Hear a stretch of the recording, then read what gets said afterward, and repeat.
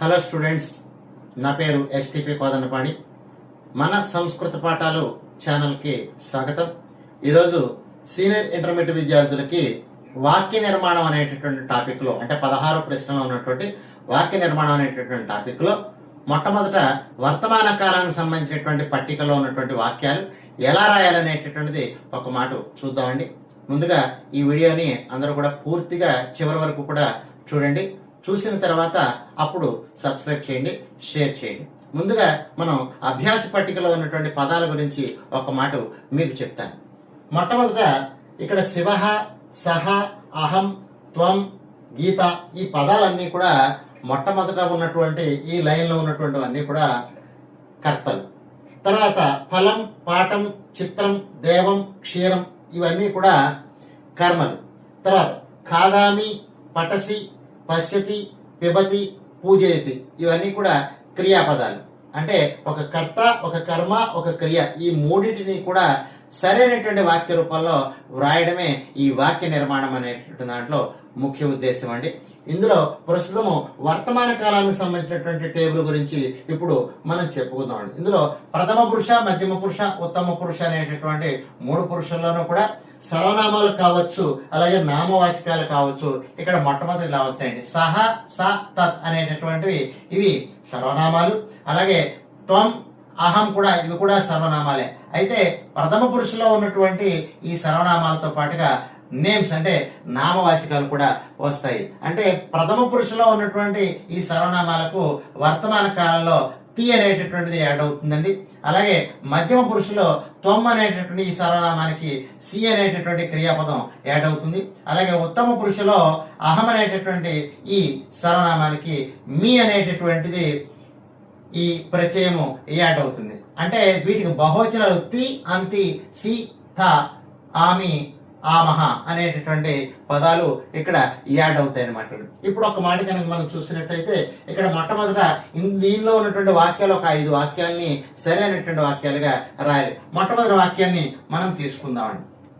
ఇక్కడ శివ అనేటటువంటి పదాన్ని తీసుకుందాం.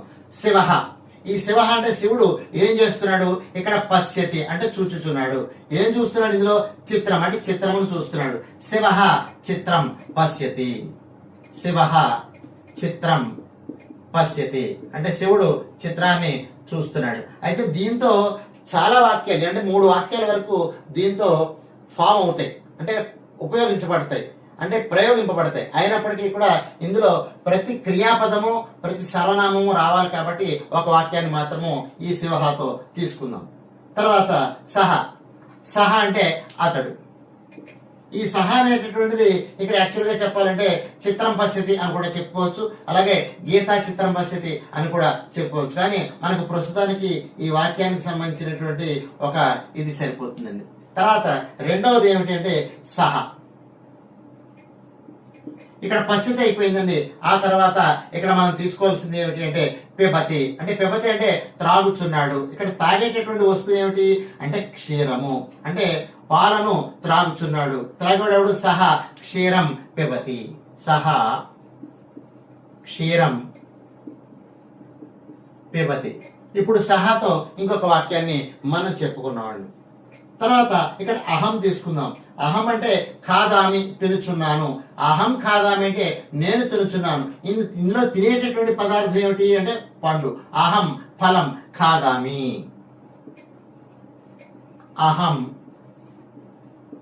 ఫలం ఖాదామి అని రాసుకోవచ్చు. ఇది సాధువాక్యము. తర్వాత ఇప్పుడు త్వం తీసుకుందాము. త్వం అంటే ఇక్కడ ఇందాక మనం త్వం అనేటటువంటి దానికి ఇక్కడ ప్రత్యయం సి అనేటటువంటి ప్రత్యయము యాడ్ అవుతుంది కాబట్టి ఇక్కడ సి అనేటటువంటి ప్రత్యయం ఉంది. ఇక్కడ పటసి అంటే చదువుచున్నావు. ఇందులో చదివేటటువంటి వస్తువు ఏమిటి? పాఠం అన్నమాట అండి. కాబట్టి ఇక్కడ త్వం పాఠం పఠసి అనే వాక్యాన్ని చెప్పుకోవచ్చు. త్వం పాఠం పఠసి. ఇక మిగిలినటువంటిది ఏమిటి? గీత. గీత ఇంక మిగిలినటువంటి ఇందులో పూజయతి అంటే పూజించుచున్నాడు లేదా పూజించుచున్నది. అంటే గీత పూజించుచున్నది ఎవరిని? దేవం. గీత దేవం పూజయతి. గీత దేవం పూజయతి.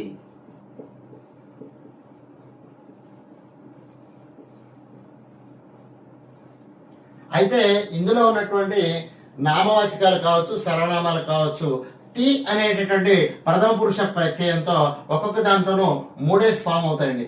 అది కనుక చూసినట్లయితే ఒక మాట శివ చిత్రం పశ్యతి, శివ చిత్రం పశ్యతి, సహ చిత్రం పశ్యతి, అలాగే గీత చిత్రం పశ్యతి. 3 వాక్యాలు చెప్పుకోవచ్చు, కానీ ఒక వాక్యం మాత్రమే ఇందులో రాయాలి. ఎందుకంటే ఇందులో ఉన్నటువంటి 15 పదాలతో కూడా సరైనటువంటి సాధు రూపాలు మాత్రమే మనం ఇక్కడ ఉపయోగిస్తే మంచిది. వీటికి ఎగ్జామినేషన్ లో మంచి మార్కులు పడతాయి. రెండవది కనుక చూసినట్లయితే సహాతో తీసుకుని సహా క్షీరం పిబతి, సహా క్షీరం పిబతి, శివ క్షీరం పిబతి, అలాగే గీత క్షీరం పిబతి. దీంతో 3 వాక్యాలు కూడా చెప్పుకోవచ్చు. తర్వాత మూడోది ఏమిటి?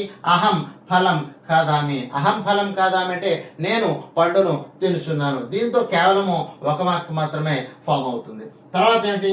త్వం పాఠం పటసి, త్వం పాఠం పటసి అంటే నీవు పాఠమును చదువుతున్నావు అంటే మధ్యమ పురుషుతో ఒకనొక వాక్యం అనేటటువంటిది ఇక్కడ ఫామ్ అవుతుంది. ఇంకా ఆఖరి మిగిలింది ఏమిటి? గీత దేవం పూజేది. గీతా దేవం పూజేది అంటే గీత దేవుని పూజించుచున్నది. శివ దేవం పూజయతి, అలాగే సహ దేవం పూజయతి, గీత దేవం పూజయతి అని 3 వాక్యాలతోనూ కూడా మనం ఇక్కడ చెప్పుకోవచ్చు. అంటే ఇక్కడ తీతో 3, ఇక్కడ పిబతిలో తీతో 3, అలాగే పూజేతితో 3, మొత్తం 3 9 వాక్యాలు. అహంతో 1, త్వంతో 1, మొత్తం 11 వాక్యాలు ఇందులో ఫామ్ అవుతాయి.